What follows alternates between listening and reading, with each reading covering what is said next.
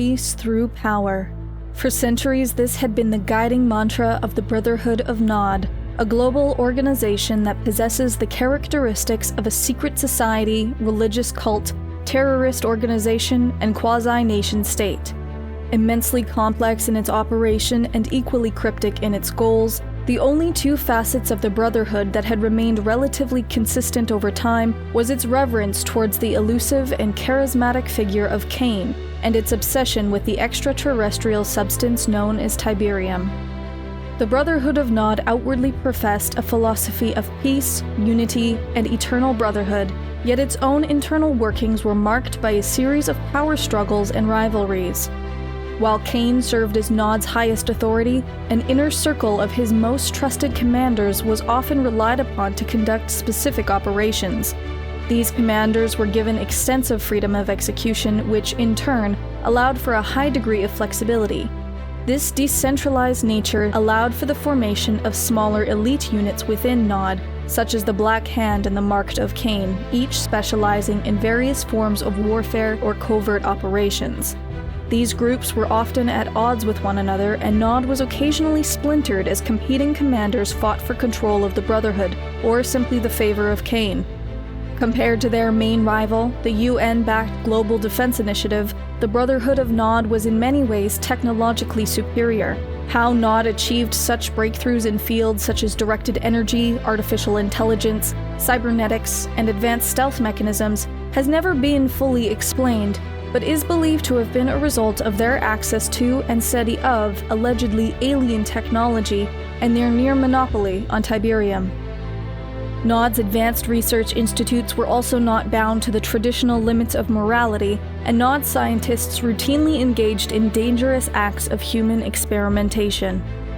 Despite Nod's technological edge, the Brotherhood's military doctrine favored the use of fast, lightly armored vehicles better suited to guerrilla tactics than a prolonged war of attrition.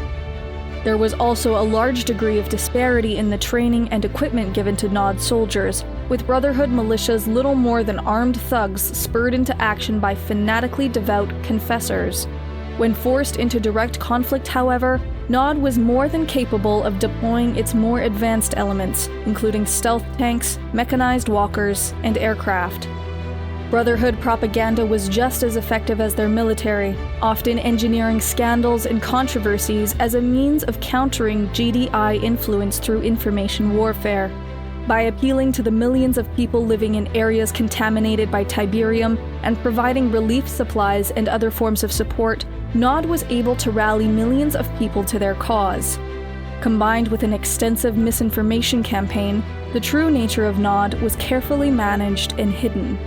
Sources within Nod claim the organization had existed since antiquity. While this is almost certainly exaggerated, ancient burial sites with Nod symbolism had been uncovered, leading some credence to these claims. However old the organization is, some of its first suspected activities date back to the Second World War, although it would not be until the arrival of Tiberium that Nod began acting on a global scale. An extraterrestrial crystalline substance, Tiberium first arrived on Earth during a meteor impact near the Tiber River in Italy. Tiberium quickly spread across the Earth, especially in the warmer climates of the world, leaching metals and other minerals from the native soil and concentrating them into exceptionally valuable Tiberium crystals. With many of the poorer Third World nations of the equatorial region suddenly abundant with Tiberium, the Brotherhood of Nod began working to control these markets by appealing to and manipulating local unrest, anti-Western sentiments, and various religious philosophies. During this initial expansion, Nod simultaneously exploited all three of the major Abrahamic faiths, gaining millions of followers across the world. By 1995, the Brotherhood controlled nearly half of the world's Tiberium supply, either directly or through numerous shadow corporations.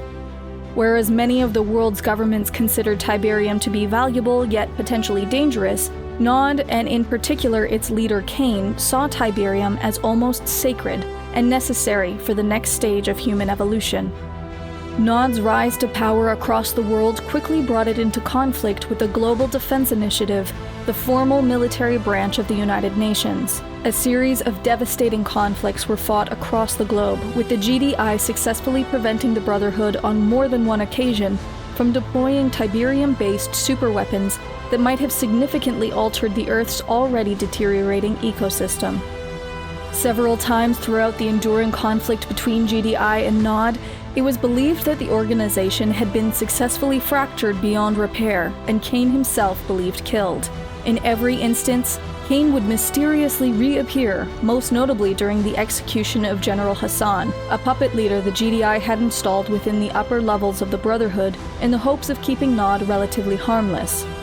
This attempt failed, sparking the Second Tiberium War, in which the ancient and extraterrestrial Tacitus was acquired by Nod, allowing the Brotherhood to greatly improve their understanding of Tiberium.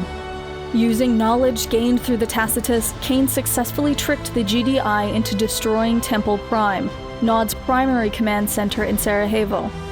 Unknown to the GDI, Temple Prime sat atop a massive reserve of liquid Tiberium, and the resulting explosion killed millions of people across Europe and acted as an interstellar signal to the alien Skrin, a powerful and technologically advanced race suspected to have been behind the original seeding of Earth with Tiberium decades earlier.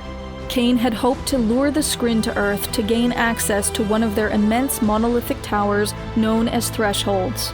While the GDI successfully repelled the Skrin invasion of Earth, the Brotherhood was able to capture the last remaining threshold, securing the Skrin's vast knowledge of Tiberium for the Brotherhood.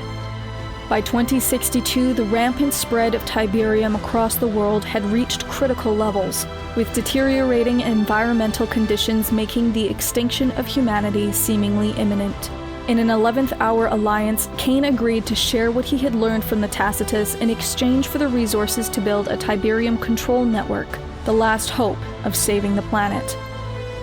Even as civilization faced Armageddon, internal power struggles in both Nod and the GDI threatened to spiral the two factions back into a global war. Unknown to all but Kane, however, the true purpose of the Tiberium control network was twofold. Not only would it stop the spread of Tiberium, but it could also be linked into the Skrin's last remaining threshold tower to form a portal, which Kane and his most devout followers would use to ascend. As Nod and the GDI fought for control of the network, the portal was activated, and Kane, his followers, and the Brotherhood disappeared from the Earth. Whoever or whatever Kane was, and more importantly, where he is now, might forever remain a mystery.